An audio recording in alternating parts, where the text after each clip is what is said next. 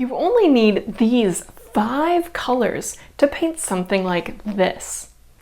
But if you really want to go very bare bones, you could really get away with just using 4 of them. But how's it possible to mix up all of the many colors you see in this painting with just a few? And which colors do you really need?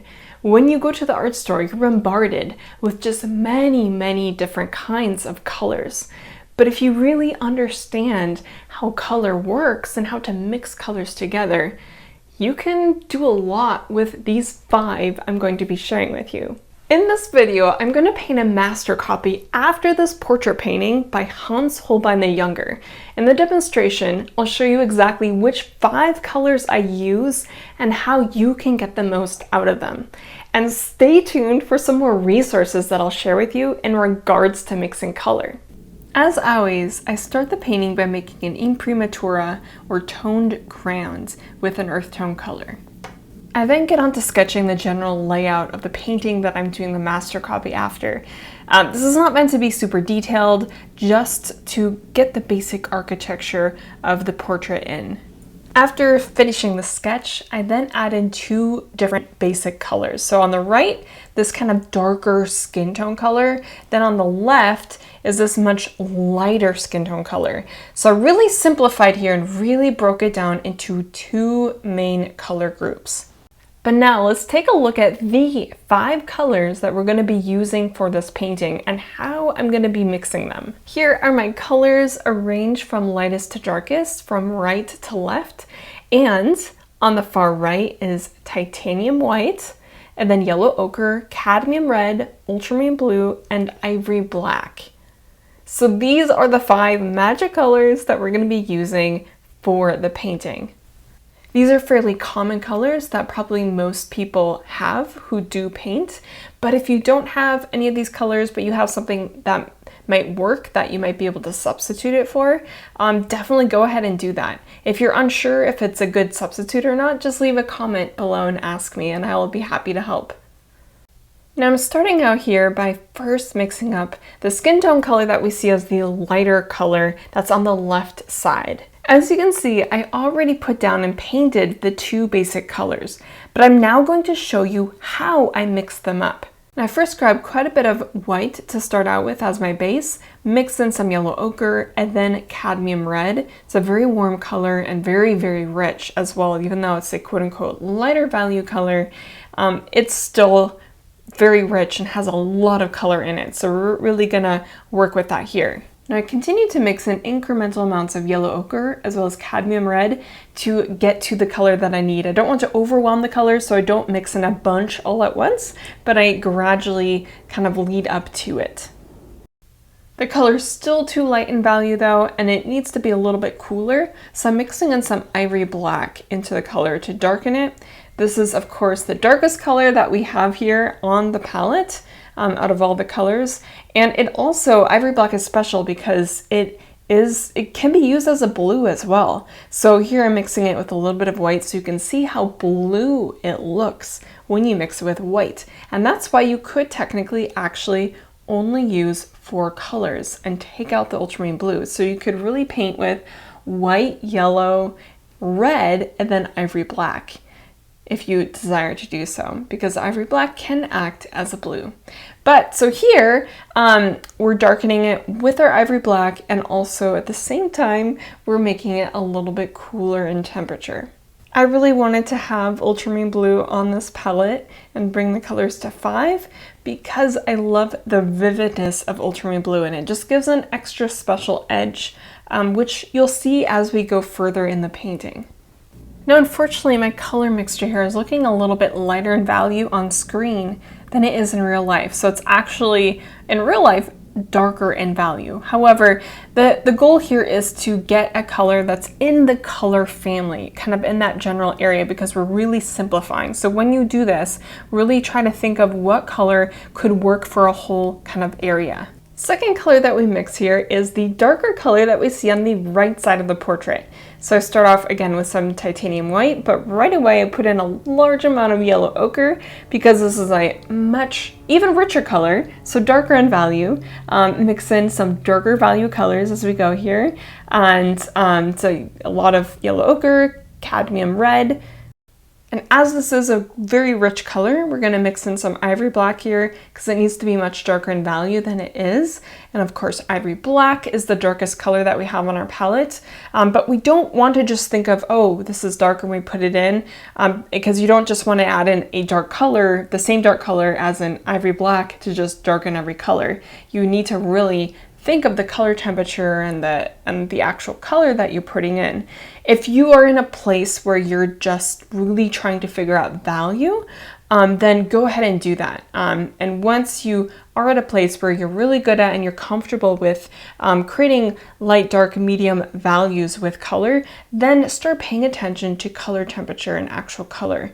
And here we're working towards getting this to be a little bit cooler, and that ivory black helps us to make it cooler, as does the ultramarine blue that I just mixed in the color. And now, speaking of color temperature, this color is very warm, which is why I mix in a lot of that cadmium red, but at the same time it has a coolness to it also. And it's a little bit too red, as I mixed in quite a bit of red. So the opposite color of red is green. So here I mix up some green for myself by using yellow ochre and ultramarine blue. And again, this allows me, that ultramarine blue allows me to create a more potent, a more vibrant green, which really helps to create just a little bit more vibrant colors in the painting in general. So this green allows me to mute the reddish quality of the color just a little bit, add a little bit more of that, the coolness to it, while it also retains that warmth and vibrancy of color. As a final note, to darken the color as well as cool it down a little bit, I do mix in a little bit more ultramarine blue. Now, if you want to understand more about what I'm talking about here with color mixing, I have a free color mixing artist guide that you can download. You'll find the link for that in the description box below. I also have awesome training for those who are serious and want to dive deeper into this world of color and painting. You'll also find information on that in the description box below. Now, having mixed those two colors and placed them on the portrait, that gives us a very strong base, and having clear, darker, and lighter areas. It creates a really strong foundation and makes it much easier to build on top of for the rest of the painting. So we really can think of, okay, what's the next color, what's the next value, and kind of build on top of that and get more and more specific as the painting progresses. All right, now we're jumping ahead here a little bit, and I'm painting the white of the eye here. And this is a color that can feel really tricky quite often because more often than not, it looks very light in value. It almost sometimes can seem like it's white straight from the tube, but that's absolutely not the case. And it more often than not is much darker than you ever think it could be. So let's take a look at the palette and see how this is mixed up and how you work with that. That said though, I do start mixing the white part of the eye by starting with white. And then proceed to mix in some ultramarine blue, which of course darkens it and also cools the color, keeps it kind of more in that cool family. And then it's very important to mix up an orange, because orange is a complementary color of blue, which will help to mute it and also darken it even further. Because we can't just, of course, make the color blue. You need something to mute it, and that's exactly what the orange does. So really, really important color combination here is blue and orange. You could technically use ivory black for this mixture instead of the ultramarine blue, but I like the kind of more luminosity that the ultramarine blue gives. So here we have our color, and this is of course mixture between white, ultramarine blue, and orange. And that helps to give us that white of the eye, but also keep it a little bit darker, but also make it so it looks white. Now you can see how colorful the painting has become as it's progressed. A lot of rich, vibrant colors, despite using only 5 colors to mix with. Now there's a great advantage in using a limited palette like we are doing here. It can help you to gain intimate knowledge of the colors you're working with and know how to get the most out of them. Now this in turn really helps you a lot when you work with more colors on your palette. So when you start adding to just having those 5 colors, because you have a better understanding of how the basic colors operate together and work together. And when you have that knowledge, you can then apply that to everything else. You can apply that to all sorts of colors. Now what's really key and important when working with just 5 colors like we are here, or any sort of limited palette, is to put a lot of emphasis on color temperature. You don't want to just automatically add black to every color you need to make darker. You need to ask yourself if the color is cooler or warmer in temperature. And then you can mix in black, but decide whether it might also need some red with it, or perhaps some blue. And when you do that, then all of your darker colors won't look the same. They'll be dynamic and vibrant. And I think we've all maybe seen some paintings that have just been darkened by adding black to them. And then in the end, it kind of looks a bit dead. It looks very monochrome and isn't very alive with color. Now, as I wrap up this portrait painting master copy study, there's some color spots that I want to adjust and go over. For example, I definitely feel like the cheek on the left side could be brighter and a little bit darker in value. So I mixed some cadmium red with white, ultramarine blue, some ivory black, and then of course yellow ochre. Now, of course, I used all the 5 colors for this, and this is a point I wanted to bring up. Like, often you do use maybe all the colors, not all the time, but sometimes you use a little bit of all of them. But that's the key, is that you use a little bit more of some colors than others. For example, for this color that I'm placing here on the portrait, I used, of course, a lot more cadmium red than I did ultramarine blue. I used a lot more cadmium red and yellow ochre in comparison to all of the other colors that I mixed in. And of course, there's also more titanium white in this color than there is, of course, ultramarine blue. I encourage you to play around with color and just practice it while you paint. But do learn the basics of how color works, because doing that will really help you to get past some of the frustrations of color. And you can get that, of course, in my free color mixing artist guide.